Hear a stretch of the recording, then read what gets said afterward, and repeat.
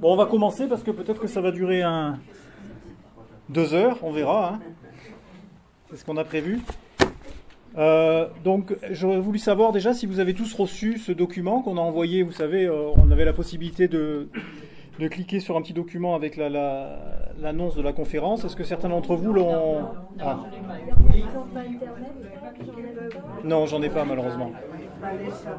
Non, ben là je peux pas le distribuer, j'en ai qu'un. C'était bon, voilà, c'était avec le lien qui était pour annoncer. Ben, enfin, pour ceux qui sont. Alors l'idée de ce document, c'est tout simplement pour préparer la séance. Donc là, j'essaierai de faire en sorte de considérer que vous l'avez pas lu, parce qu'il y a un certain nombre de prérequis. Mais là, ben, je vais faire comme personne l'a eu, donc du coup, je vais faire comme si vous n'aviez pas ces prérequis. Alors la problématique de ce soir, vous la connaissez, hein, c'est l'idée que connaissons-nous de Durance? Qu'ont fait les humains de cette rivière et de son bassin dans les années 60? Avons-nous de l'eau en Provence parce que les humains ont su aménager cette rivière? Peut-on discuter du bien fondé des aménagements, hein? Donc ça, c'est le problème que je pose et auquel je vais essayer de répondre avec vous. Hein, moi, mon rôle aujourd'hui, c'est de vous donner des éléments pour que nous puissions échanger dans la deuxième heure. Hein. Donc là, je vous propose de monopoliser la parole pendant à peu près 1 heure. Vous pouvez m'interrompre si jamais il y a des choses qui ne sont pas claires. Si jamais vous avez des questions de fond, peut-être les réserver dans la deuxième heure. Hein, d'accord ? Si vous avez des questions de compréhension, ben vous pouvez m'interrompre quand vous voulez. J'essaierai d'y répondre dans la mesure du possible. Donc, je vais dérouler cet exposé, cette séance en 3 temps. D'abord, je vais m'intéresser à l'imaginaire, c'est-à-dire nos décideurs, quel imaginaire ils avaient pour aménager à ce point cette rivière, hein, je me prononce un petit peu déjà sur les aménagements, hein, quel imaginaire il y avait à cette époque dans ceux qui avaient les moyens de pouvoir aménager cette rivière. Donc ça c'est la première partie. La deuxième partie, les conséquences. J'essaierai de vous montrer les conséquences de ces aménagements sur notre territoire. Hein. Et enfin, on essaiera de voir si en 2023, on a changé ou pas de paradigme. Hein. Si l'imaginaire des gens qui décident, qui ont les moyens de pouvoir prendre des décisions et de mettre en place des travaux, par exemple, est-ce qu'ils sont dans la même logique ou pas que dans les années 60 ? Voilà, c'est voilà mon exposé. Donc là, ici, je suis là pendant 1 heure pour vous donner un socle commun de connaissances pour que nous puissions échanger. Donc là, est-ce que vous reconnaissez cette photo? Est-ce que vous voyez où on est ici? Voilà, bravo, je vois qu'il y en a certains qui connaissent. Hein. Donc ici, c'est le barrage. C'est le barrage de Serponçon, le lac de Serponçon. On voit d'un côté à gauche la vallée de Durance, hein, Durance qui se jette, et de l'autre côté à droite, Ubaye. Donc les deux villages qui ont été inondés, qui ont été sacrifiés ou pas, hein, on verra, hein, suivant la manière dont on voit le projet. Le barrage de Serponçon et en dessous le lac. Alors le lac il fait à peu près 200 millions de mètres cubes, hein, c'est la réserve agricole. Alors là j'en parlerai plus tard. En gros le lac fait 1,2 milliard de mètres cubes quand il est plein. Quand il est à 780 mètres de haut par rapport au niveau de la mer. Hein. Et en dessous, vous avez une réserve agricole de 200 millions de mètres cubes. Et après, on part sur d'un côté le canal EDF et de l'autre la Durance. Je l'expliquerai plus tout à l'heure. Et donc, j'ai choisi volontairement cette image parce que moi, je vais m'efforcer de vous parler de la rivière aménagée. Et donc, les aménagements massifs commencent à partir de là. D'accord ? Voilà. Alors, qui parle? Qui je suis pour me permettre de mobiliser 2 heures de votre temps qui est précieux, hein, et puis de pouvoir intervenir à l'Université populaire du Pays d'Aix, hein, qui je suis pour quand même pouvoir parler de cette rivière, de prendre un peu de votre temps.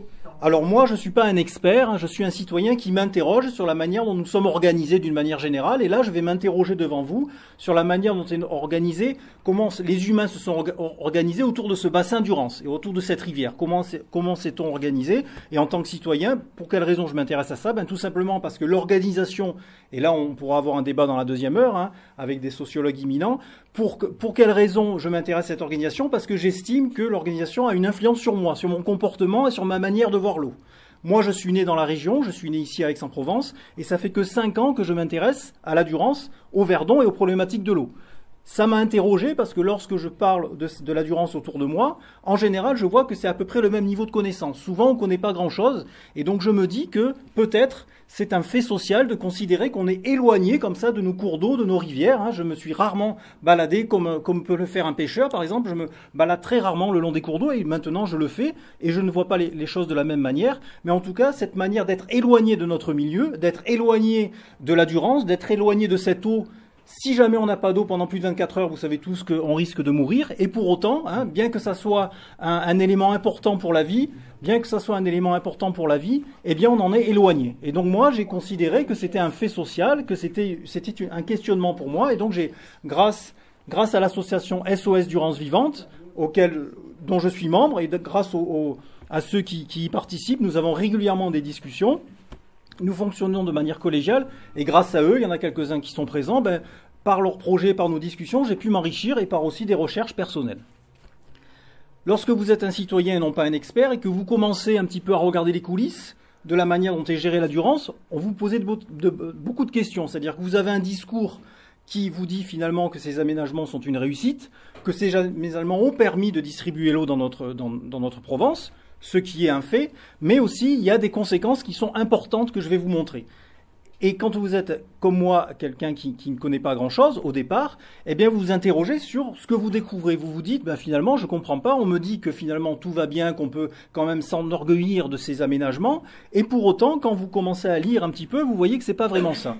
Donc là, je prends appui sur 2 thèses de doctorat, une thèse qu'on est fier d'avoir numérisée sur notre site, hein, l'évolution des lits fluviaux, l'exemple d'une rivière aménagée, hein. Donc c'est on a eu des correspondances avec les autrices de cette thèse. Elles nous ont autorisé à la numériser, à la mettre à disposition du public, parce que à SOS Durance Vivante, mais comme aussi à l'Université populaire, on est pour l'éducation populaire, et c'est aussi de mettre à disposition du public des documents pour qu'ils puissent se faire leur propre opinion.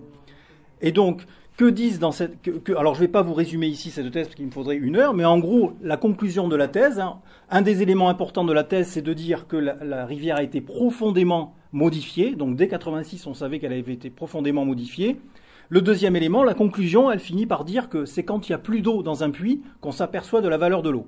Hein, donc, c'est pour vous montrer la conclusion de cette thèse, hein, qui est de doctorat de 1986. Et plus récemment, une thèse de Marie Luçon qui nous explique, il y a une partie sur la Durance, hein, et qui nous explique que l'ambiguïté de la mission de certains acteurs autour de cette Durance. Quelle est cette ambiguïté? C'est d'un côté, il faut développer le territoire, il faut développer l'économie, et de l'autre, il faut préserver la biodiversité. On verra que c'est peut-être pas possible, hein, qu'il faut à un moment faire des choix, et que des choix ont été faits plutôt pour développer l'économie, et on verra les conséquences, j'essaierai de vous les montrer.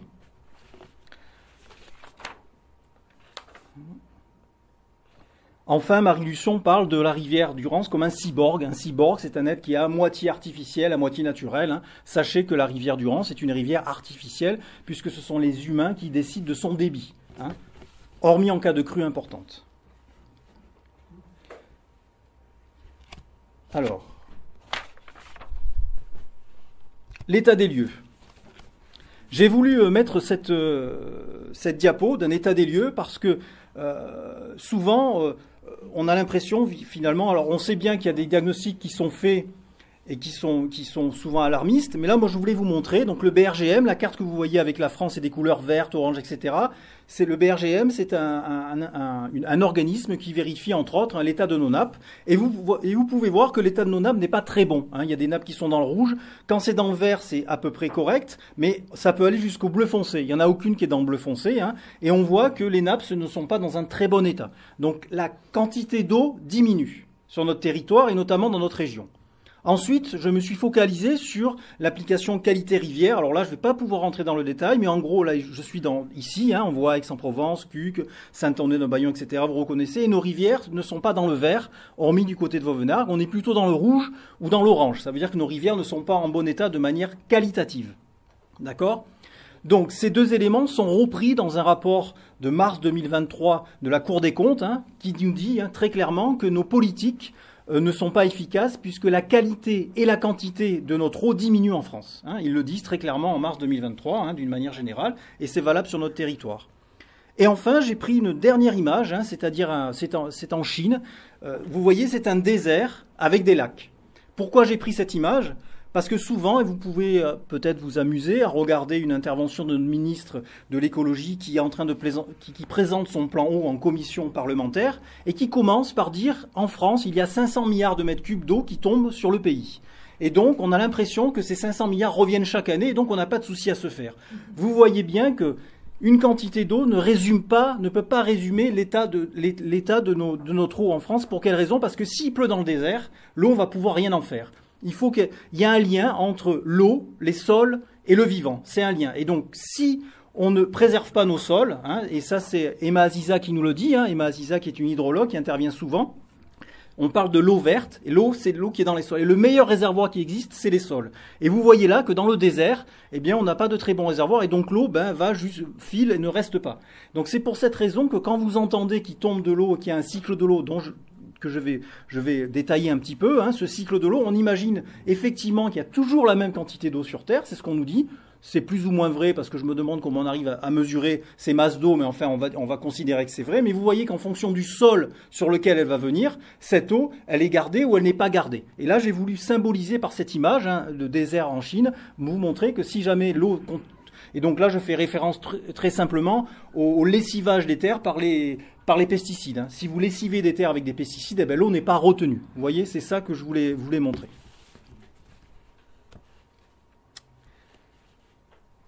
Alors le tableau n'est pas complètement noir, on a évolué au niveau, par exemple, dans les années 80, on a énormément équipé les villages et les villes de stations d'épuration, ce qui n'était pas le cas avant. Hein. Avant, on jetait directement, donc là, effectivement, il y a cet effort-là, mais on a de nouvelles pollutions, hein, chimiques, hein, pesticides et médicaments qui, eux, ne sont pas forcément tous filtrés, et on peut le découvrir régulièrement jusque dans notre eau de robinet, on est alerté. Hein. Si on mesure, on va forcément découvrir des choses, parce qu'il y a beaucoup de molécules qui sont en circulation. Alors, j'ai voulu partir, donc moi je me suis intéressé à l'imaginaire, et je pars de cette citation de Descola, hein, qui nous dit hein, finalement que c'est d'abord dans notre tête qu'on voit le monde.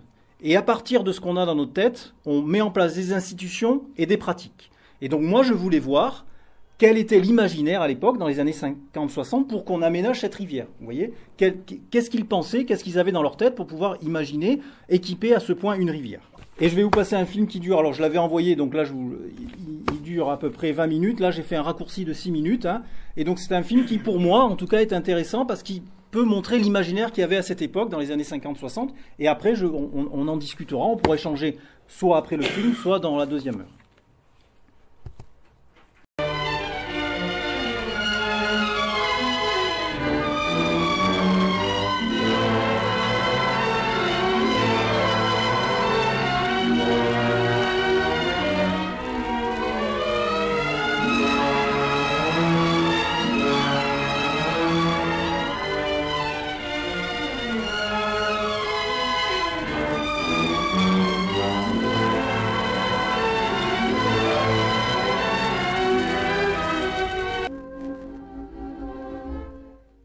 Une autre angoisse en basse vallée, et combien aussi tragique. Le manque d'eau des journées d'été, l'assèchement total du lit de la Durance sur son parcours aval, la distribution parcimonieuse du débit disponible en tête des irrigations. Il ne reste sur de grands espaces que cailloux et limons desséchés, image de notre impuissance. Une partie des cultures est abandonnée, et grand nombre de canaux sont à sec, étalant leur structure inutile. Entretenu par la fonte des glaciers du Pelvoux, le débit estival de la Durance paraît s'amenuiser. En effet, depuis 100 ans, ces glaciers ont diminué de moitié. Inquiets de cette régression et de la brutale irrégularité du cours de la Durance, les spécialistes pensent que la rivière pourrait fort bien se réduire un jour ou l'autre à quelques torrents encore plus redoutables. 2000 ans de patient labeur vont-ils se trouver compromis au milieu d'une ère industrielle si fière de ses possibilités techniques? Entre ce mince filet d'eau et cet étalement dévastateur, une seule solution est possible, le barrage. Barrage de Serre-Ponçon, qui retiendra les eaux inutilisées des crues de printemps et les reportera sur l'étiage d'été. Un seul nuage, Savines et Ubaye, devront être submergés. Le pays s'incline devant leur sacrifice, accepté avec tant de dignité. La survie de leur population sera attentivement préservée. Le cours de la basse Durance, on le sait, présente une situation géographique privilégiée.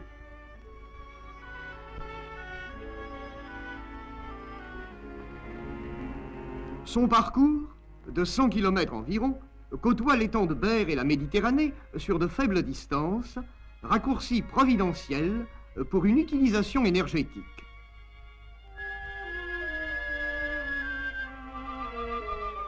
Cependant, la dérivation des eaux devait être tracée au plus près des grands nœuds agricoles pour faciliter leur réalimentation future et porter au maximum le rendement industriel de l'aménagement. Le projet adopté comporte sur 80 km un canal d'amener dont le premier tronçon longe la Durance jusqu'à Malmort, puis un deuxième tronçon gagne l'étang de Berre. 5 usines principales, Jouques, Saint-Estève-Janson, Malmort, Salon et Saint-Chamas, produisant ensemble plus de 2 milliards de kWh par an.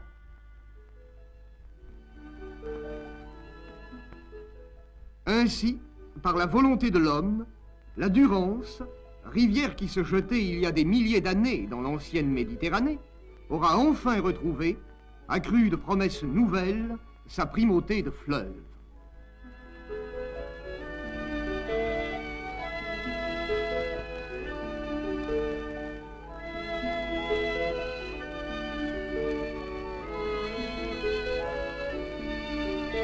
L'accroissement de la production électrique sera de nature à améliorer la vie des villages et des fermes.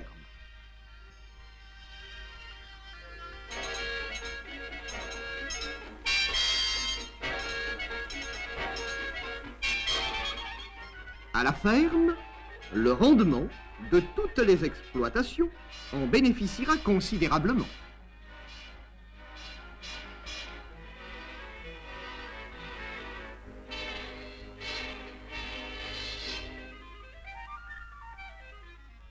Nos jeunes gens, nos jeunes filles, formés par les écoles ménagères, ne se détourneront plus de ces installations modernes, agréables, efficientes. À l'électricité, la fermière devra son confort absolu, un confort dans lequel nos enfants puiseront à leur tour la joie de vivre et la santé.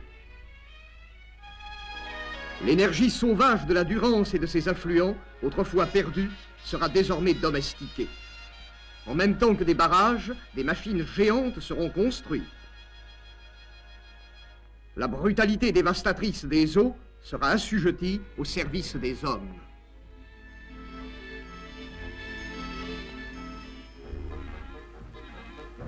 Ces forces, puissamment enchaînées, s'aniront par-delà les vallées.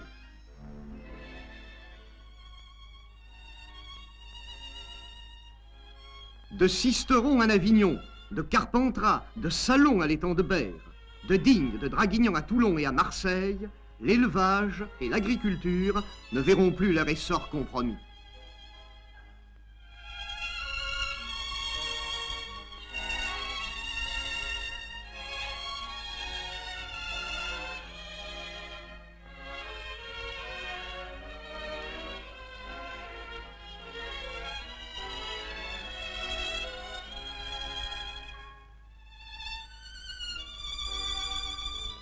Hier, c'était le danger des prises d'eau à sec, le fléau des pénuries. Demain, l'agriculteur pourra compter sur le flot généreux. Hier, c'était l'inondation dévastatrice à laquelle succédait souvent un redoutable assèchement. Demain, Serre-Ponçon apportera à la Provence et au pays tout entier d'immenses développements économiques et un mieux-être social certain.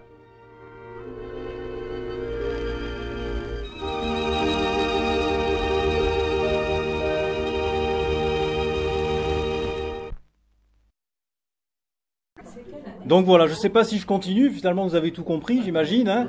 Il n'y a plus rien à dire sur les aménagements. C'était quelle année ce discours ? Dans les 1960 à peu près, ouais, c'est voilà.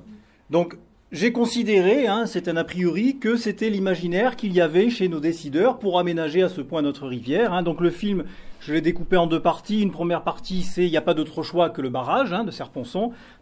Et la deuxième partie, c'est une promesse d'un développement, d'un avenir meilleur. Hein. C'est ce qui est prononcé. La Durance va être domestiquée. Elle était dangereuse, elle est domestiquée. Et maintenant, on va pouvoir l'utiliser comme on veut. Hein. Donc, le paradigme ici que je mets en avant, c'est la technique au service de l'humanité et l'environnement, ressources, contraintes, et dépassée par sa domestication. Hein. Donc, la technique va nous sauver, va nous permettre de domestiquer cette rivière. Quelle représentation avaient les personnes de cette rivière? On va essayer de le découvrir. Hein.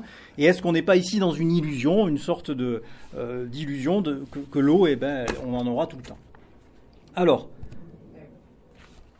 là, ici, je reprends les termes qui ont été prononcés récemment dans une conférence. Hein. Je ne citerai pas de nom parce que je ne souhaite pas stigmatiser qui que ce soit ni aucune organisation. Moi, ce qui m'intéresse, c'est les règles du jeu. Je m'interroge sur les règles du jeu. Après, que les gens l'appliquent ou pas, c'est une autre chose. Que des institutions l'appliquent ou les influencent, c'est une autre chose. Mais moi, ce qui m'intéresse, c'est les règles du jeu. Donc, en général, lorsqu'on parle des Alpes, par rapport à certaines personnes disent que c'est un château d'eau. On a cette image-là du château d'eau, hein, d'une source peut-être inépuisable. Si j'étais d'une autre culture, je dirais que les montagnes des écrins sont peut-être des montagnes sacrées, mais ce n'est pas mon vocabulaire. Mais vous voyez déjà que là, on se situe dans différents types d'imaginaires. Est-ce que ce sont des montagnes sacrées ou est-ce que c'est un château d'eau? Donc, à gauche, les écrins qui n'alimentent pas forcément énormément la Durance, mais c'est pour vous donner cette image. Hein. À gauche, en bas à gauche, c'est une carte classique qu'on montre, un trait bleu, les différents affluents importants hein, de Durance. En haut, ici, vous avez la source, hein, elle est au-dessus de Montgenèvre, hein, au Mont Chenaillé, donc là, vous avez la source. Là, on a peut-être du mal à le voir, mais il y a un petit lac, tout petit lac de retenue, hein, parce qu'il faut bien alimenter les canons à neige. Hein, donc là, hop, dès sa naissance, hein, la rivière est domestiquée. J'ai symbolisé ici, c'est toujours par un tuyau en métal, hein, vous voyez. Et ici, c'est une sagne, hein, c'est comme ça que prend naissance la rivière. Il y en a un peu partout, hein, c'est une grande prairie hein, au pied de ce Mont Chenaillé. Donc c'est un immense pré où là, la Durance commence officiellement. Hein. On pourra se poser des questions sur cette idée de commencer par rapport au cycle de l'eau. Alors, est-ce qu'on peut avoir un raisonnement aussi simpliste? Est-ce qu'on peut considérer qu'on a un château d'eau et qu'on va pouvoir distribuer cette eau hein? Est-ce qu'on a pensé au non-humain hein? Quels sont les éléments qu'on a? Donc là, je vais continuer à discuter de ça. Et puis, je vais aussi vous parler d'une manière un peu plus approfondie qu'une fois précédente du cycle de l'eau. Alors là, d'autres images pour vous montrer déjà que par rapport aux images que l'on a, on ne voit pas la rivière de la même manière. Donc, soit on est, par exemple... nostalgique, on voit avant le barrage, on voit la taille de la rivière hein, avant le barrage, soit on voit une rivière, c'est une rivière en tresse. Alors les tresses n'existent plus, donc je ne vais pas vraiment rentrer dans le détail, il y a très peu de tresses.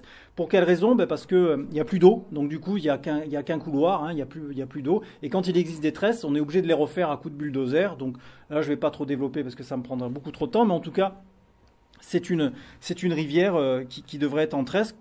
Par rapport au climat méditerranéen dans lequel on est, il y a des précipitations qui sont pas régulière, hein, il pleut beaucoup plus au printemps qu'en été, donc du coup l'eau se fraye un chemin différent en fonction de la quantité d'eau qu'elle doit aménager. Et enfin des panneaux, hein, vous connaissez souvent quand je discute de la Durance, on me dit mais attention c'est une rivière dangereuse, et bien effectivement il y a ce panneau jaune qui est souvent mis au bord des rivières, attention danger, hein. Je rappelle que sans eau pendant 24 heures on peut mourir, et donc là on a cette attention danger, comme si une rivière était dangereuse. Si on la connaît, elle n'est pas dangereuse, bien évidemment, on peut pas comme ça, enfin en tout cas vous pouvez aller la voir, vous pouvez vous promener au bord, etc. Voilà, les lâchers d'eau, mais qui sont exactement, qui peut être dangereux, mais il n'y en a pas si souvent que ça. Alors.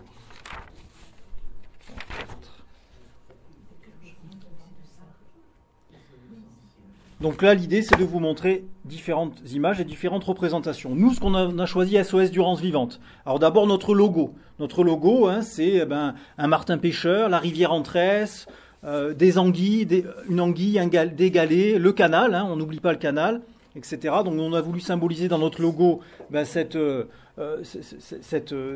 idée plutôt naturelle. Hein. Sur notre flyer, on a mis un réseau hein, qui irrigue les sols, les vivants. Donc, comme je vous l'ai dit tout à l'heure, hein, nous on a cette image hein, qu'une rivière hein, et que ses affluents, c'est un réseau, c'est un lien entre le sol et le vivant. Hein. C'est ça, c'est pour nous extrêmement important. Hein. Et est-ce que quand on a aménagé cette rivière, est-ce que dans l'inconscient de ces gens qui ont aménagé cette rivière, ils avaient une idée de ce lien essentiel qu'il y a entre nos rivières, le sol et le vivant? Est-ce que ça existe Les isques, c'est des petites îles, on le voit sur le logo, c'est ce qui est en blanc, hein, voilà, c'est des petites îles, parce que comme c'est une rivière en tresse, si je reviens à la photo précédente, on voit des chenaux, et vous voyez au milieu, voilà, c'est ce qu'on appelle des isques, hein, donc ça fait une biodiversité bien particulière. La ripisylve, c'est la forêt qui est en bord de rivière. Alors, là, je vais être obligé de vous faire une petite digression sur le cycle de l'eau, parce que je vais beaucoup en parler, et je vais vous dire qu'il est perturbé. Et donc, du coup, comme il est perturbé, il faut quand même qu'on ait un minimum de connaissances, et je vais aussi parler de représentation. Donc ça, c'est une image qu'on trouve 8 fois sur 10 sur le cycle de l'eau. Hein, c'est une image où on voit des montagnes, une rivière, la forêt, etc. Hein, et puis là, on voit des bateaux, mais en général, il n'y a pas vraiment de traces d'hommes dans ce cycle de l'eau. Hein. On a une représentation, on imagine que c'est un cycle sans fin, et donc on va pouvoir avoir de l'eau en continu sur notre planète, et notamment en Provence, sans aucun problème. Mais il se trouve que, là, je vais vous donner 3 exemples de recherche qui montrent que les activités humaines perturbent ce cycle de l'eau, perturbent fortement ce cycle de l'eau. Et donc on peut se poser la question de la manière dont on représente ce cycle de l'eau, parce que comme vous l'avez vu, hein, je vous ferai état d'une recherche, je vous ai montré un cycle de l'eau tout à l'heure, mais il n'y avait pas, à part les bateaux, il n'y avait aucune trace d'humain. Et c'est en général ce qu'on utilise. Alors que maintenant, hein, on peut voir dans cette étude-là, mais aussi dans cette étude-là, hein, cette personne a étudié au Canada 2000 rivières, et elle s'est rendue compte que lorsque les rivières sont aménagées, elles résistent beaucoup moins aux inondations et aux sécheresses. Donc l'être humain, par ses activités, par certains types d'activités, parce que là je ne voudrais pas tout mélanger, hein, par certains types d'activités, il perturbe ce cycle de l'eau. Et une troisième, hein, voilà, sur le site officiel, Hauts-de-France, un des sites qui s'occupent de l'eau, on le voit aussi que les inondations et les sécheresses sont beaucoup plus importantes à cause des activités humaines sur nos cours d'eau. Donc j'essaie de vous mettre cette petite musique ici dans vos têtes. Les aménagements perturbent le cycle de l'eau. C'est une étude, c'est officiel. Donc vous voyez un petit peu la musique que je veux essayer de vous intégrer sans pour autant vous manipuler, bien évidemment. Ensuite, je vais faire une toute petite digression, mais puisque je parle de sécheresse, j'aurais voulu savoir si parmi vous, il y en a qui savent ou pas qu'il y a un arrêté sécheresse dans les Bouches-du-Rhône et sur Aix-en-Provence. Ah, bon, super. Et est-ce que vous savez qu'est-ce qu'il faut faire? Voilà. Donc vous êtes au courant qu'il y a un arrêté sécheresse, et effectivement, il y a, en fonction du niveau, et à quel niveau on est actuellement? On est au niveau 2 sur 4. D'accord? Donc c'est... voilà, donc vous êtes au courant qu'il y a un arrêté sécheresse, donc je vois que l'information est bien passée. Hein. Donc il y a 11 pages sur cet arrêté sécheresse, hein, sur la manière dont il faut se comporter avec l'eau, pas laver sa voiture, etc. Donc vous avez bien retenu les gestes, hein, que vous devez faire en tant que citoyen, on y reviendra. Alors comme vous l'avez compris... Hein, moi je l'ai su indirectement, je n'ai pas su par info. Voilà. D'accord. Donc on voit quand même que, bon, en tout cas là je vois que vous êtes informé. En général c'est pas forcément le cas, hein, mais là je vois que... Le canal de Provence a envoyé des... Ah d'accord. Ok. Là je voulais simplement vous montrer un exemple de ce qui peut être considéré comme un aménagement. C'est un obstacle dans une rivière. Nous dans la région PACA, on a entre 1 et 10 obstacles par kilomètre. C'était juste pour vous montrer un exemple d'obstacles, d'aménagement, ce qu'on pourrait considérer comme aménagement, hein, sur une rivière. Donc nous, en PACA, on a ces aménagements. Et nous, à SOS Durance Vivante, hein, quand on peut, on marche le long des rivières, on essaye de repérer comme ça des aménagements qui nous semblent pas forcément opportuns. Et là, il y a toute une procédure qui permet, qui est très très longue, hein, on est en train de l'expérimenter, on va essayer d'expérimenter, de faire remonter cette information en interrogeant l'institution pour savoir si on ne pourrait pas détruire cet ouvrage qui nous paraît inutile. Vous voyez, ça peut faire partie des actions citoyennes, hein, de repérer des ouvrages et d'interroger nos institutions. On a repéré ce seuil, par exemple, on ne voit pas à quoi il sert, par contre, il ne permet pas la continuité écologique, il barre la route des poissons, il ne permet pas à l'eau de circuler plus facilement. Vous voyez, ça peut être aussi... Voilà. Hein. Mais oui. 10 par kilomètre, ça fait beaucoup. Oui. Et donc, quels exemples tu as? Alors, par exemple, un seuil, un barrage, des épis. Tu vois, un seuil pour remonter le niveau de l'eau. Hein, on met des seuils pour remonter le niveau de l'eau, pour qu'après mieux pomper, pour que certaines personnes peuvent mieux pomper, des barrages, ça peut faire part. Mirabeau, c'est ça? Oui, il y en a même dans l'arc, etc. Donc on peut repérer, hein, nous on a déjà repéré des ouvrages qui ne nous semblent pas forcément utiles, qui sont issus du passé, mais qui n'ont pas été enlevés, et qui pourraient très bien être enlevés sans que ça soit révolutionnaire. Vous voyez, déjà, rien que ça, ça permettrait, on pourrait imaginer qu'on a mis des moyens, ben non, pas du tout. Hein, il faut repérer, alors les institutions sont au courant, ils regardent, mais enfin, vous voyez, c'est pas une priorité, hein, c'est pas quelque chose, voilà.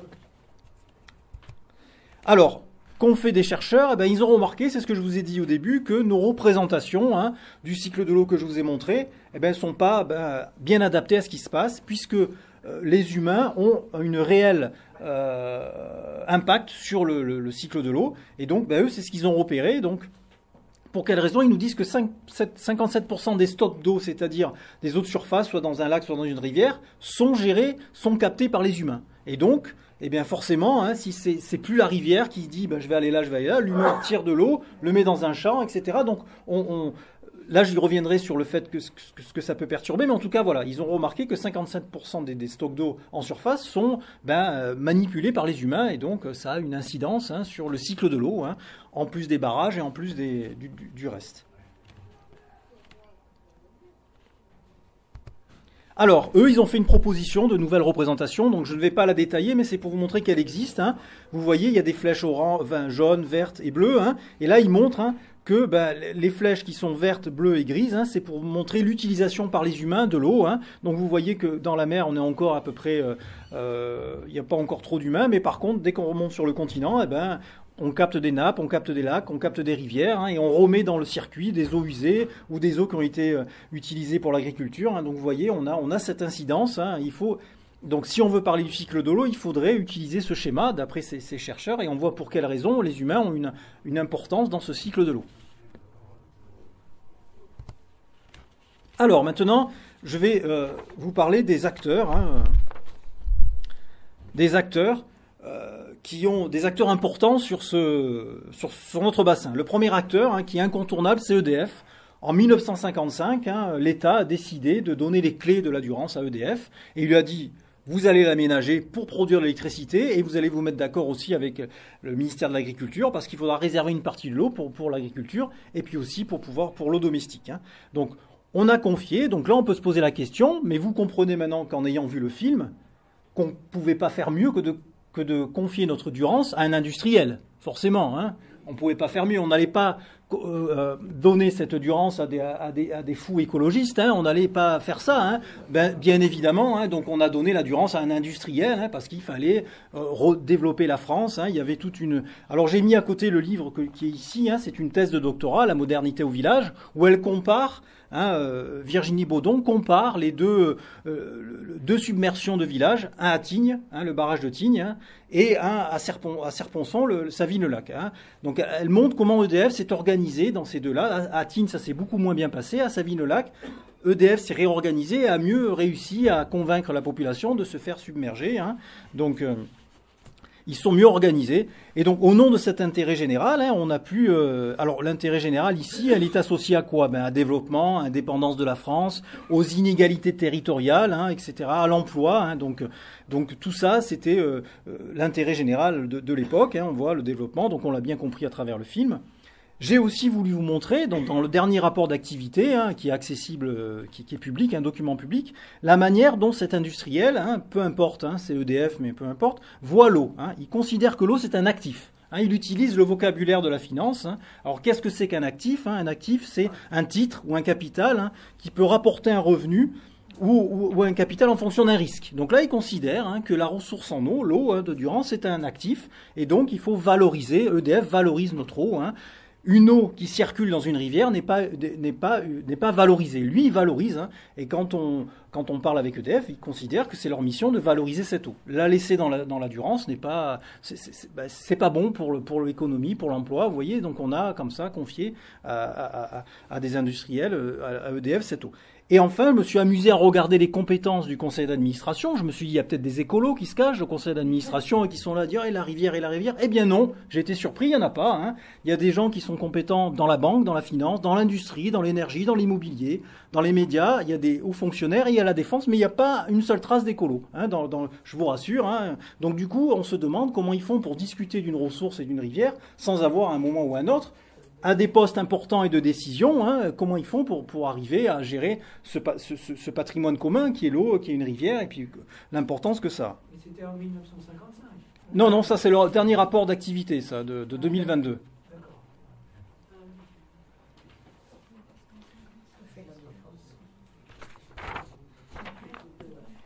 Alors, je ne pouvais pas ne pas parler au moins du premier édifice, la première de Serponçon, hein. Donc Serponçon, c'est un barrage en poids. Il y a 14 millions de mètres cubes de granulats, notamment retirés dans les carrières avoisinantes et puis dans la Durance. Hein, c'est un barrage en poids. Il a été construit dans le cadre du plan Marshall. Il a été financé par le plan Marshall. Hein. Là, on voit les machines, hein, des machines Euclid, c'est des machines américaines. Hein. On a dû importer ces machines pour pouvoir, construire ce barrage. On a le plan Marshall, il y avait des conditions. Alors ces conditions, c'est pas moi qui en parle. Hein. C'est le Gérard Bossuat, un historien, hein, qui a fait de nombreux articles sur entre autres Serponçon et le plan Marshall, et qui nous dit qu'à ce moment-là, avec le plan Marshall, notre économie. Alors je suis pas là pour discuter de ça, mais je vous dis, hein, une des conclusions de son article, c'est de dire que notre économie s'est tournée vers l'Ouest. Hein. Donc je vous rappelle qu'on parlait d'indépendance, etc. Là, on peut voir que on s'est tourné vers l'Ouest. Il y a des bons côtés, bien évidemment, hein, mais en tout cas, voilà, il le dit clairement, hein, notre économie s'est tournée vers l'Ouest.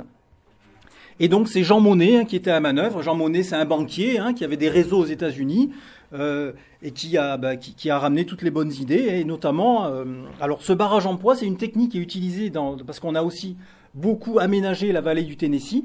Et c'est des barrages qu'on a utilisés dans cette vallée. Hein. Alors j'ai pas fait suffisamment de recherches. Je ne sais pas si ce sont les Français qui sont allés aux États-Unis pour tester la technique du barrage en poids. Alors pour quelle raison on a fait ce barrage en poids? Parce qu'on ne pouvait pas faire des fondations, il fallait faire des fondations en béton beaucoup trop profondes et ce n'était pas possible. Donc il a fallu trouver une autre technique. Hein. Donc du coup je ne sais pas si on est allé aux États-Unis tester ce barrage en poids et après on l'a ramené en France, ou si ce sont les ingénieurs américains qui l'ont testé et qui nous ont après exporté cette technique, je ne sais pas. En tout cas, ça a été testé aux États-Unis et après on l'a ramené en France. J'ai découvert récemment, en me baladant au bord d'une rivière qui s'appelle l'Aise, hein, qui est une rivière qui part de la Bastide des Jourdans, qui va jusqu'à Pertuis, que l'EDF avait testé cette technique de barrage en poids à la Bastide des Jourdans. Il y a un panneau, un tout petit barrage en poids, donc vous pouvez y aller. Hein, c'est un panneau qui explique, hein, ça faisait partie des sites, ils ont testé cette technique du barrage en poids à la Bastide des Jourdans. Alors, maintenant, je vais essayer de vous montrer les coulisses. En général, on n'en parle pas souvent, mais vous montrer comment qu'est-ce qu'on fait subir à notre rivière, hein, pour pouvoir vivre comme on vit. Hein. Je vais vous rentrer un peu plus dans le détail. Donc, le débit naturel de notre rivière, c'est 195 mètres cubes seconde. Alors ça ne veut pas dire grand-chose, puisque comme on est dans un climat méditerranéen, enfin jusqu'à présent, parce que maintenant je ne sais pas, comme on est dans un climat méditerranéen, on a des précipitations qui varient. Et donc le débit de la rivière varie en fonction des mois de la saison. Donc là je l'ai mis pour vous montrer, mais en gros le débit moyen c'est 195 mètres cubes seconde, et on laisse dans cette rivière entre 5 et 15 mètres cubes seconde. Le schéma à gauche est un schéma qui a été tiré de la thèse que je vous ai montré en début. Hein. Donc voilà ce qu'on laisse dans la rivière. Qu'est-ce que tu veux dire on laisse? Alors à gauche c'est le débit naturel, d'accord? Voilà. Non. Si jamais il n'y avait pas de barrage, si jamais on laissait la rivière circuler normalement, à gauche c'est le débit qu'il y aurait, et à droite c'est ce qu'on lui laisse. D'accord? Et les traits, c'est tous les barrages qui sont pour ramener l'eau, je vais vous le montrer, pour ramener l'eau dans le canal EDF. Vous voyez? Donc on a estimé qu'en laissant 10% du débit de notre rivière, on allait préserver le vivant, la rivière. Hein. Et donc je vous l'ai montré dès 1986. Oui. Peut-être que tu précises que c'est en amont, en aval. Oui, c'est ça, exactement. C'est à partir de Montgenèvre. L'arrivée, c'est en bas. Exactement. Hein? Qu'est-ce que c'est le débit réservé? Alors le débit réservé, c'est ce qui a été décidé. Là, j'ai pas retrouvé les documents. C'est ce qui a été décidé de laisser dans notre rivière, quoi qu'il en coûte. Hein? C'est-à-dire qu'on lui laisse 10%, en gros, de son débit. Vous voyez, normalement, il devrait y avoir 195 mètres cubes secondes au niveau de Mirabeau, et on lui laisse entre 5 et 15 mètres cubes secondes. Tout le reste est détourné pour nous, pour les humains. Pour nous, on a besoin de l'eau. Et donc, moi, je cherche les documents. à quel moment ils ont pu décider qu'en laissant que 10% dans une rivière, on n'allait pas perturber et donc, bien évidemment, elle est perturbée, la rivière. Hein, forcément, il n'y a plus d'eau, donc elle est perturbée. Mais ça, c'est pour vous montrer comment fonctionne notre système. Alors ici, on rentre un peu plus dans les détails. Hein, donc vous avez à la gauche, en rouge, le canal EDF qui fait 250 km de long, qui suit le lit de la rivière, à peu près sur tout le long.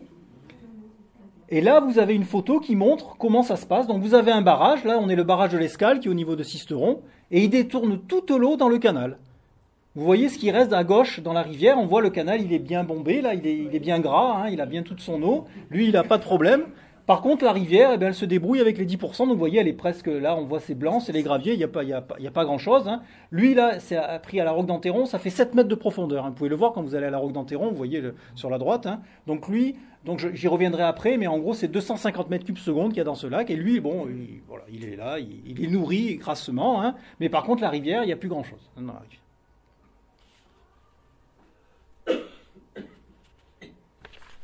Le canal EDF, il va à Marseille, il va où?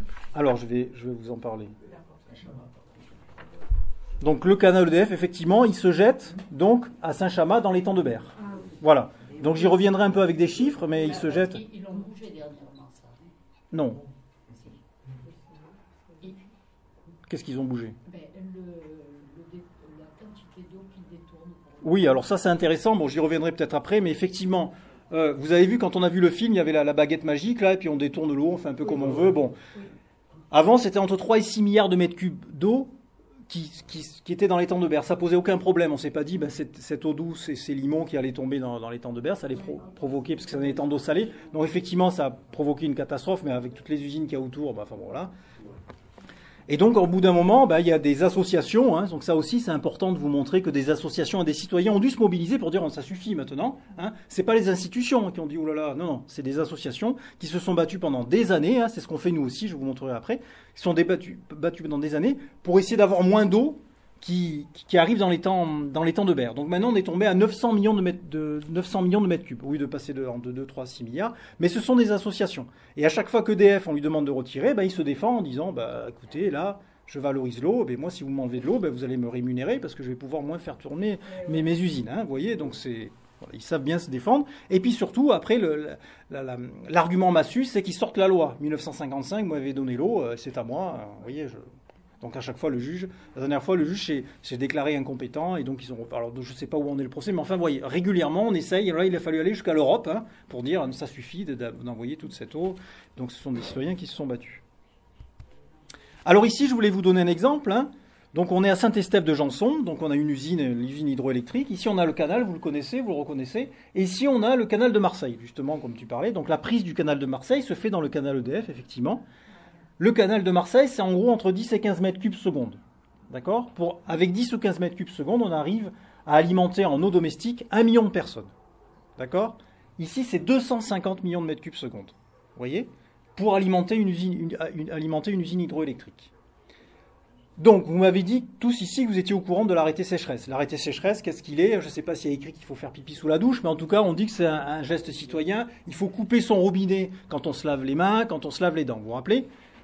Quand vous faites ça, vous agissez sur le filet, là. Vous agissez sur le petit filet, vous voyez ? Par contre, moi, je vois qu'il y a des lois... Oui. Tu peux répéter le débit du canal EDF, s'il te plaît ? Le 250 mètres cubes seconde environ, voilà. Par contre, ici, moi, je vois des règles, des lois qui permettent d'installer des écrans télé partout dans les abribus. Vous voyez ? Il y a des lois et des règles. Alors, moi, on me demande de faire un effort. Bon, ça me paraît logique de couper le robinet. Donc, moi, on me demande, mais j'agis ici sur les 10-15 mètres cubes seconde. Par contre, comment ça se fait qu'ici, on ne demande pas de moins consommer d'énergie électrique ? Comment ça se fait qu'on peut continuer à déployer des écrans de télé partout, des écrans de pub ? Comment ça se fait qu'on peut mettre la 5G partout ? On sait qu'il va falloir 3 fois plus d'antennes. Vous voyez ce que je veux dire ? Oui. Des voitures électriques qui font 2 tonnes, etc. Comment est-ce qu'on va pouvoir... vous voyez, donc moi je me dis, on me prend peut-être pour un imbécile. Non, j'ai l'impression. Hein, mais bon, on va... Qui demande de quoi ? C'est nous les consommateurs, nous demandons tout ce que vous venez de dire. Alors ça c'est intéressant. Alors est-ce que ça je considère que c'est une question... Est-ce que ça, on pourra on peut en débattre Tout à l'heure. Ouais. Je rappelle les ordres de grandeur donc, entre les deux. Ici, c'est 250 mètres cubes secondes, ça peut être même plus, parce qu'il y a des usines hydroélectriques qui tournent avec 280 mètres cubes secondes. En gros, c'est 20 fois plus. Oui, en gros, c'est voilà. Et là, le canal de Marseille, c'est pour vous donner voilà une prise. Alors, là, c'est dans la deuxième partie, on verra. Hein. Est-ce que c'est le consommateur ou est-ce que ce sont les règles du jeu? Donc moi, je vous ai dit, je vous dis ma position au début. Hein, j'ai dit que c'était les règles du jeu qui avaient une influence sur mon comportement. Hein, d'accord? Voilà. Mais on pourra bien évidemment en débattre. Alors, un deuxième acteur important, c'est le canal de Provence, que vous connaissez, hein, Violette me disait tout à l'heure, hein, donc le canal de Provence. J'ai voulu vous montrer, alors c'est un acteur qui a un droit d'eau de 250 millions de mètres cubes d'eau. Ça fait partie des acteurs importants, qui ont un volume d'eau important. Tout à l'heure, je rentrais un peu dans les détails, mais il y a d'autres acteurs qui ont aussi des volumes importants, mais là, j'ai voulu vous montrer cet acteur parce qu'il est sur tout le territoire. Et donc là, on voit que sa mission, c'est le développement économique. Hein, et donc, comment il développe l'économie? En amenant l'eau, en amenant des bornes, hein, soit dans des villages et des villes, soit pour des agriculteurs. D'accord, hein, c'est son métier, c'est son rôle. Toujours pareil. Hein, donc là, on voit, on est toujours pareil dans l'imaginaire. On va développer économiquement le territoire en amenant l'eau. Ce qui n'est pas d'ailleurs complètement faux. Hein, mais en tout cas, voilà, on amène de l'eau par le...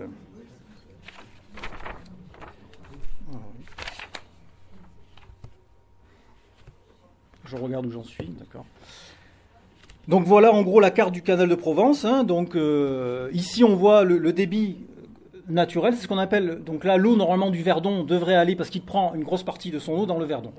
Donc l'eau du Verdon normalement devrait se jeter dans la Durance et devrait aller. Donc c'est ce qu'on appelle le bassin versant. Hein, c'est-à-dire que le bassin versant c'est une notion. Vous avez une goutte d'eau qui tombe dans ce bassin, elle finit forcément dans la Durance et après dans le Rhône. Et donc le canal de Provence, par son ingéniosité, a détourné une partie de cette eau pour l'amener dans le Var. Alors, il y a aussi des prises dans le Var propre sur le lac de Saint-Cassien, mais bon, en gros, la grosse partie de l'eau du canal de Provence vient du Verdon. Et donc, vous voyez, il a développé tout ça, hein, il le dit hein, très clairement. Voilà, là où il amène l'eau, et ça s'est développé. Hein, donc, je vous montrerai tout à l'heure des photos. Vous pouvez le montrer sur le... Oui, parce Ah non, que c'est pas très clair. oui, depuis quand ils ont détourné Alors, dans le en 1957, alors là, vous voyez, là, c'est Brignoles. Là, c'est du côté de l'étang de Berre, ils ont amené aussi de l'eau pour l'industrie. De côté de Toulon, il y a Auriol, hein, j'ai pas tout mis, il y a des villes côtières qui ont aussi l'eau du canal, hein, donc ils ont développé une partie du Var, pas la totalité. Où il est là, le canal? Ben là, c'est les grandes poches, hein, j'ai pas pu montrer parce qu'il y a un réseau qui est valorisé à 2,7 milliards d'euros, hein, qui est énorme, hein, il y a plusieurs centaines de kilomètres, donc je peux pas le montrer sur les... Voilà, exactement, c'est souvent souterrain. Souvent souterrain, effectivement, parce que... Il est où le Verdon, là? Le Verdon, il est... Ouais, tu le vois mieux là-bas, sur la carte de gauche. Le Verdon, c'est vers la Castellane, exactement. Tu vois? Voilà, vers enfin... À Bivon, on le voit sortir. Oui, exactement. Donc Aix-en-Provence, hein, voilà. Donc là, on peut dire qu'il y a du développement économique. Est-ce que c'est de la solidarité? Est-ce que c'est de l'ingénierie? Est-ce que c'est la sécurité? De détourner autant d'eau pour pouvoir aménager un territoire, hein, vous voyez. Donc là, c'est des questions qu'on peut poser. Hein. Est-ce que dans le Var, ils sont au courant que cette eau vient d'un autre département, hein. Donc là aussi, on a été à Auriol, hein, donc c'est une ville qui était de 3000 habitants dans les années 80, qui a 13 000 habitants. On a été à une conférence et on a posé la question à ceux qui étaient responsables de l'eau à Auriol. Et on leur a dit, mais elle vient d'où votre eau? Ben, ils le savaient. Et j'ai dit, mais si jamais dans les villages au bord du Verdon, ils n'ont plus d'eau ou qu'ils veulent de l'eau, comment on va faire? Ben, ils ont dit, on est inquiets. Et donc ils commencent à chercher de l'eau sur leur territoire. Donc là, c'est la question, est-ce qu'on peut développer un territoire sans tenir compte de sa ressource? Ou est-ce que justement c'est très ingénieux de considérer qu'il y a un château d'eau et qu'on le distribue? Vous voyez, c'est des questions hein, qu'on peut poser. Alors, parmi les aménagements que fait le canal de Provence, c'est d'arroser des vignes, d'amener de l'eau dans le Var pour arroser des vignes. Ils ont un budget de 22 millions d'euros. Hein, et donc, on voit ici que les scientifiques disent que même c'est pas forcément une bonne chose d'arroser des vignes, hein, d'une part. Exactement, il y a ça. Bon, après, on peut dire que comme le changement climatique est là, les plantes vont avoir du mal à résister.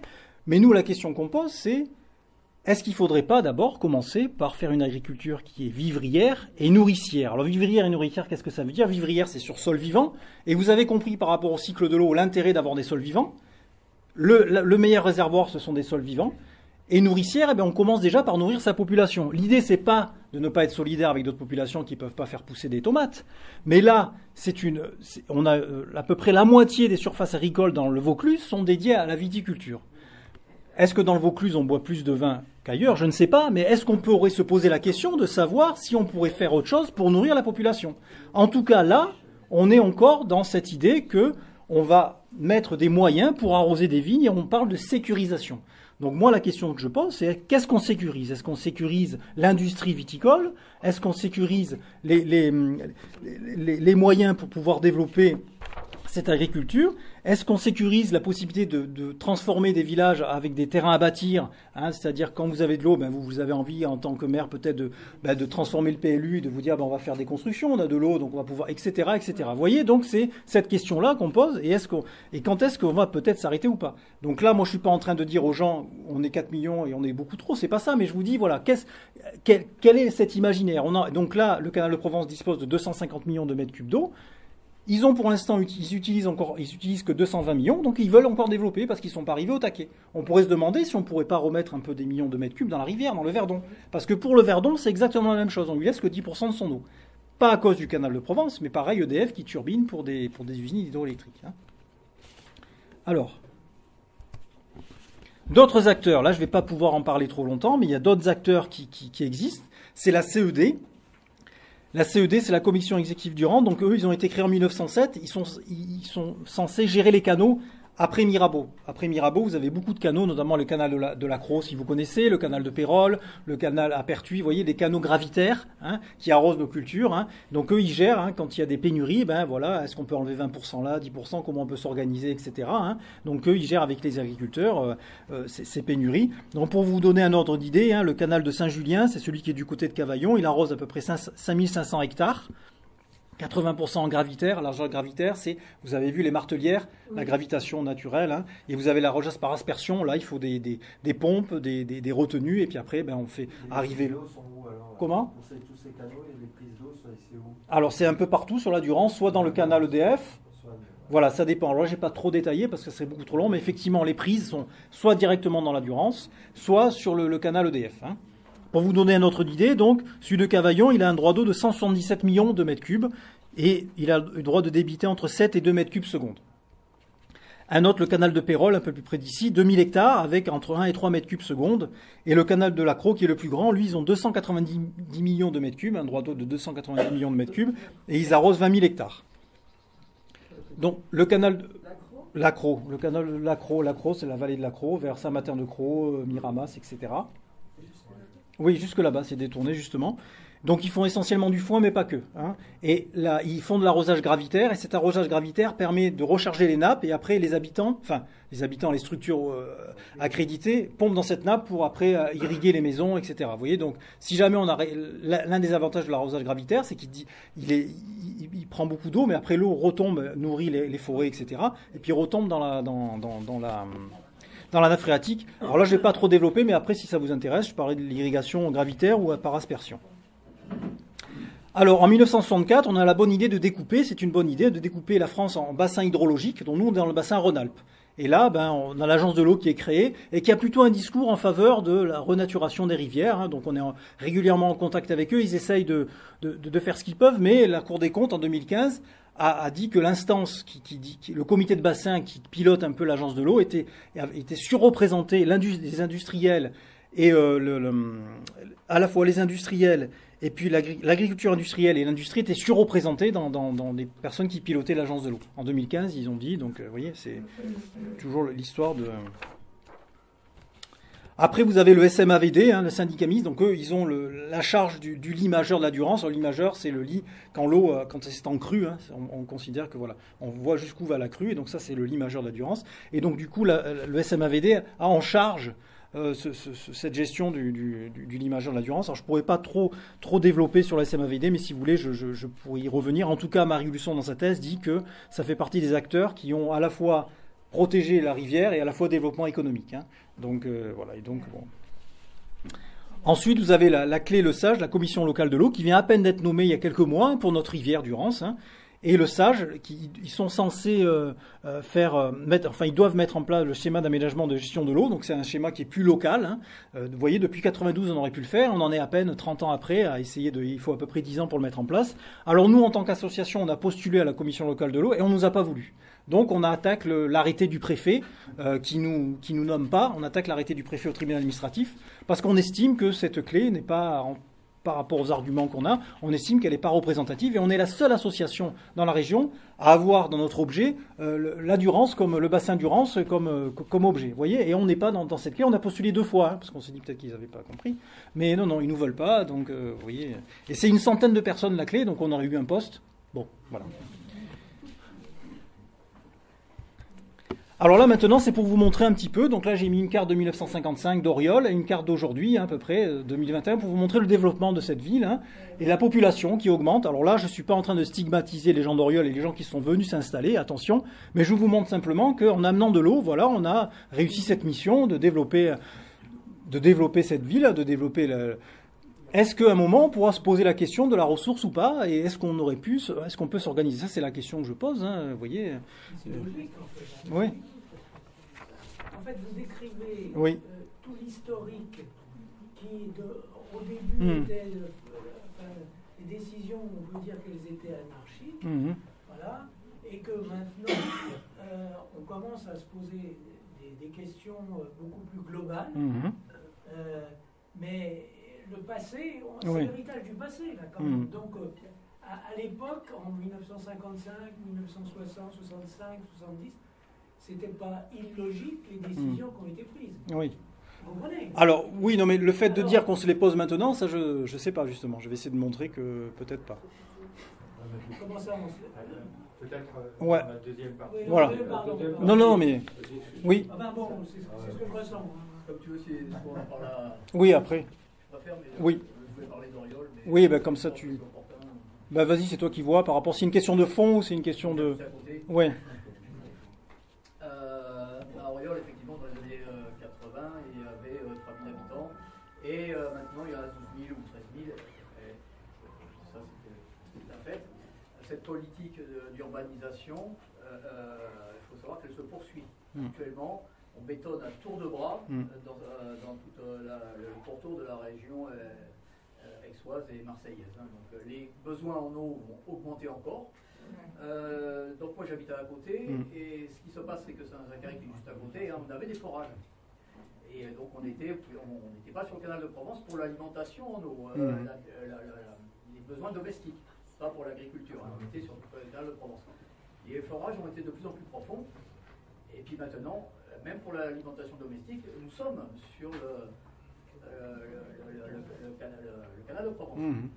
Ce qui veut dire que, d'une part, il y a des sécheresses qui sont récurrentes et dramatiques, et d'autre part, la population augmente. Donc l'Uvaune qui coule derrière, maintenant, ça fait plusieurs années qu'elle ne coule plus du tout. C'est une rivière qui est morte. Donc il y a ces deux phénomènes, mais on ne pourrait pas actuellement subvenir à nos besoins avec ce qu'on appelle le château d'eau de la Sainte-Baume, qui en fait maintenant qui s'amenuise de plus en plus, on ne pourrait pas être autonome. Voilà, exactement. Alors je vous donne un autre exemple. Hein. Voilà cette maxime.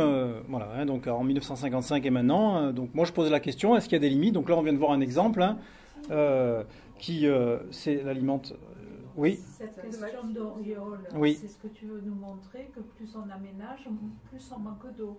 Alors, c'est-à-dire qu'on aménage, mais sans se soucier de cette ressource en eau qui est peut-être limitée et qu'on comprend sur le Verdon. Et donc là, comme il vient d'être confirmé, on continue dans ce. Et quand nous, on veut porter cette parole, on a voulu faire partie de la commission locale de l'eau pour justement porter la voix de la parole à la rivière. On veut pas. Vous voyez, c'est pour ça, je vais essayer de montrer que peut-être on est encore hein, dans ce même paradigme. On continue à. Alors dans le rôle du SMAVD, vous vous rappelez, le SMAVD, c'est celui qui gère. On prend énormément de granulats dans la rivière, on fait des trous et on fait... Bon, ben le SMAVD, on lui demande de protéger la rivière, mais d'un autre côté, on continue à bétonner. Donc vous voyez la schizophrénie dans laquelle ils sont. Donc ils ont... Alors bon, je détaillerai après éventuellement. Ici, ben, c'est à Fayence. À Fayence, eh ben, il y avait pratiquement plus d'eau.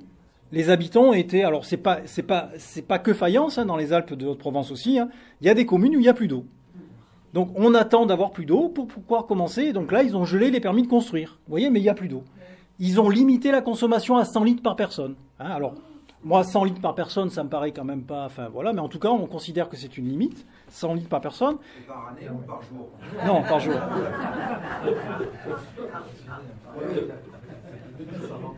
Non, mais c'est pas la question de la quantité, c'est la question qu'on commence à limiter. Donc, il y a le sujet. Exactement. Donc là, hein, là, c'est pour vous montrer un petit peu dans quel imaginaire, dans le bulletin municipal, hein, le maire, hein, il dit, voilà, moi je suis là depuis 28 ans, hein, j'ai jamais vu ça, donc ça fait 28 ans qu'il est là. Lui, il a considéré que son rôle, hein, c'était de sécuriser ses habitants. Qu'est-ce que ça veut dire pour lui sécuriser? Ça veut dire de rendre étanches les réseaux qu'il y avait dans son village. Il s'est pas occupé de savoir si les rivières se vidaient, ça c'était pas son problème. Lui, ce qu'il voulait, c'est qu'il était tout fier de lui. Donc c'était en janvier 22 qu'il disait ça. Rassurez-vous, hein, Fayençois, Fayençoises, votre maire a été un visionnaire, hein, il a sécurisé le réseau. Quelques mois après, il y avait plus d'eau. Donc c'est pour vous montrer, hein, moi je suis inquiet. Sécuriser pour lui, ça veut dire, voilà, la chasse aux fuites. Mais il s'est pas posé la question que ces rivières étaient en train de se vider, qu'il n'y avait plus de nappe, etc. Vous voyez, il a découvert du jour au lendemain. Donc moi, je suis inquiet parce que je me dis, et donc là, Fayence, c'est pareil. Hein, et là encore, j'ai pas été, parce que j'ai pas envie de faire de polémique hein, sur cette question. Moi, je m'intéresse aux règles du jeu. Hein. Mais vous voyez, là, c'est Fayence en 1955, et là en 2020. J'ai pas zoomé volontairement, mais quand on zoome un peu, on voit qu'il y a très très peu de villas sans piscine. Moi, j'ai rien. Vous voyez, mais comment est-ce qu'on peut, au dernier moment, comme ça, se dire, mais finalement, mais il n'y a plus d'eau. Vous voyez, donc moi, je suis inquiet. Je suis inquiet parce que c'est eux qui sont hein, au pouvoir. Hein, c'est pas, vous voyez. Et quand on veut leur parler, ils veulent pas. Ou quand on leur pose la question, hein, ils nous disent, ah ben nos aménagements, c'est super, etc. Hein, c'est voilà. Alors. Est-ce qu'on a changé d'imaginaire? Là, on me disait que l'imaginaire, hein, et je remercie le monsieur, hein, on était dans les années 50-60, maintenant ça a changé, ça a peut-être changé, etc. Donc là, je vous montre Cavaillon, une même photo, Cavaillon en 55 et maintenant, vous voyez. Hein, j'en profite pour vous montrer qu'au départ, vous voyez, on a les Iscles, on a une rivière quand même, voilà, qui est un peu en tresse. Là, voilà, elle est chenalisée, il n'y a plus qu'un chenal, hein, il n'y a plus d'eau dedans, hein, donc elle se chenalise. Chenalisée, ça veut dire qu'elle passe toujours au même endroit et son lit s'affaisse. On a perdu plusieurs mètres, hein, son lit s'affaisse, elle rogne sa roche. Hein. Normalement, il devrait y avoir des galets, donc elle s'affaisse. Donc ça fait descendre la nappe phréatique. Hein. Tout ça, vous voyez, on perd beaucoup d'eau. Hein. Alors, est-ce qu'on a changé d'imaginaire? Ben, on va regarder. Voilà. Voilà ce que font des associations comme la nôtre. On est obligé de passer du temps avec des avocats au tribunal administratif pour contester des nouvelles zones à bétonner. Vous voyez? C'est maintenant, hein, c'est en 2023. C'est pas... Vous voyez? On veut bétonner, là on est dans le lit majeur de la Durance. Hein. Comment on s'y est pris? Ben, on a construit une digue à plusieurs millions d'euros et on a dit, ben, puisque cette digue, alors je vous rappelle, une rivière aménagée résiste moins aux inondations, aux sécheresses, hein, vous vous rappelez, hein? Oui. On a bétonné, on a mis une digue, donc on prépare les sécheresses de demain avec de l'argent public et en plus on bétonne le lit majeur de la Durance, hein, donc ça veut dire que quand il pleut sur une zone bétonnée, ben, cette eau repart le plus vite possible à la rivière, polluée accessoirement, et puis, vous voyez, donc ça, c'est en 2023. Et donc, c'est nous qui portons le procès. C'est nous qui allons devant le tribunal administratif pour dire on veut pas. Et là, le procès a eu lieu récemment. Hein. Bon, Pierre pourra vous en parler, mais en tout cas, le rapporteur a descendu tous nos arguments. Hein. Le climat, la sécheresse, tout ça, c'est pas un problème. Hein. C'est l'emploi, etc. À Pertuis. Pertuis, c'est exactement la même chose. Vous voyez, 86 hectares qui vont être promis à la sécheresse, à la bétonisation. Vous voyez? Bon, je vous propose de continuer parce que j'ai quelques... Voilà. Alors là, pareil, hein, le changement de paradigme, hein, c'est exactement la même chose. Hein. Là, on est donc des associations, hein, entre autres SOS Durance Vivante, mais pas que. Hein.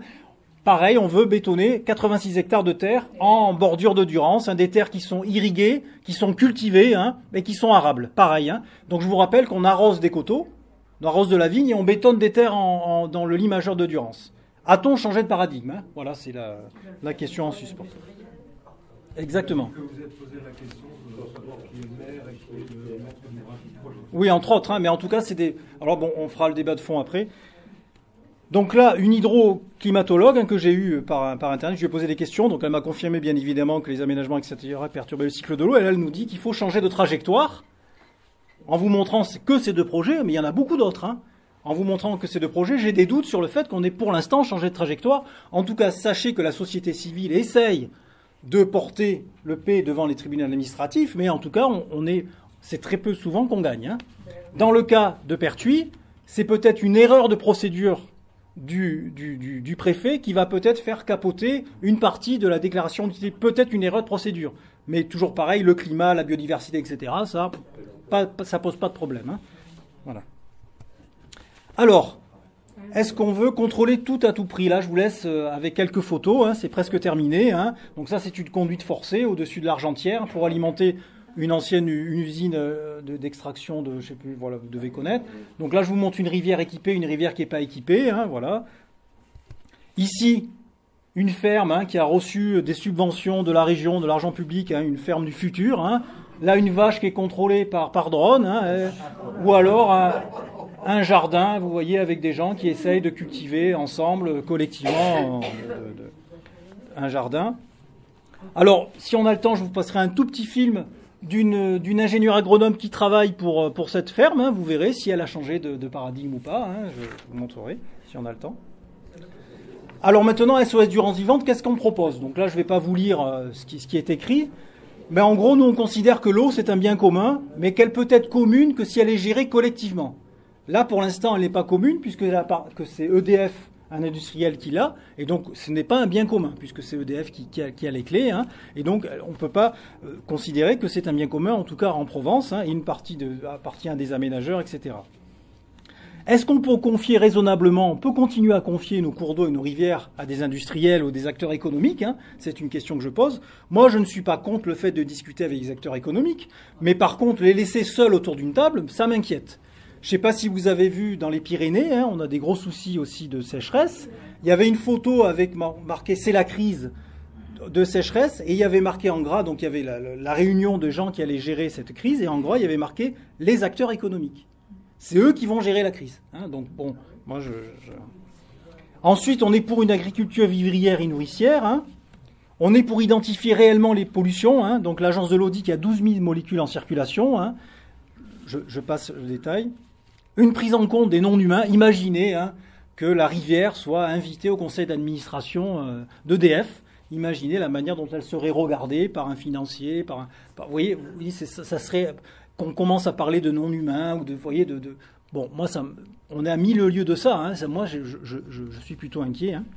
Nous travaillons sur l'idée d'une personnalité juridique. C'est-à-dire, hein, ça fait partie, il y a quelques fleuves, qui travaillent sur cette personnalité juridique, justement, hein, pour que alors, qui la représenterait, etc., mais qu'elle soit invitée, c'est-à-dire quand je fais un barrage sur Durance, il y ait concrètement la Durance qui soit là et qui exprime son point de vue sur le fait de barrer son eau, etc. Oui. Il y a des fleuves qui sont... Oui, il y en a en Nouvelle-Zélande, il y a eu. En Nouvelle-Calédonie, il y a eu aussi, on est allé à un colloque récemment, enfin voilà. Ça commence, mais c'est timide, ça commence à peine. Hein. Ensuite, on est pour une Durance vivante, hein, SOS Durance vivante, ça veut dire qu'on est pour que son lit soit respecté, on ne bétonne pas son lit. Hein. Si la rivière, on lui laisse son lit, elle n'est pas dangereuse, c'est pas un tsunami, hein, on a le temps de se préparer. Hein. La rivière viendra inonder, bien évidemment, mais elle déposera d'un limon qui est riche et qui après peut permettre des cultures. Hein. On peut s'organiser de cette manière-là aussi, on n'est pas obligé d'endiguer une rivière, hein, forcément. Hein. Oui, ça veut dire aussi qu'on ne construit pas, qu'on lui laisse exactement, qu'on fait pas des abords pour voilà. gonfler, dégonfler. Exactement. Donc finalement, un changement de paradigme, hein, et on pourra discuter sur si nous avons vraiment changé. Voilà. Alors là, je ne résiste pas à l'idée de vous passer cette petite vidéo pour clôturer le débat. Ça ne dure pas très longtemps, mais vous allez me dire hein, si on a changé ou pas. Hein. Alors bonjour, je m'appelle Amélie Thomas, je suis ingénieure agronome chez Futuragaia. Alors nous sommes actuellement au laboratoire R&D de Futuragaia, où nous optimisons et élaborons des recettes culturales pour des salades, des herbes aromatiques, des tomates cerises, des fleurs, des fraises. De la graine à la récolte, nous faisons varier les paramètres climatiques, la fertigation, la lumière, la composition du sol, afin d'obtenir le meilleur potentiel naturel d'une plante. Pour l'alimentation, nous travaillons à obtenir des produits qui allient qualité gustative et nutritive. Et pour l'industrie cosmétique et pharmaceutique, nous allons travailler sur la concentration en principe actif d'une plante donnée. Pourquoi utilise-t-on du terreau ? L'utilisation de terreau nous permet de garantir une certaine structure racinaire à la plante.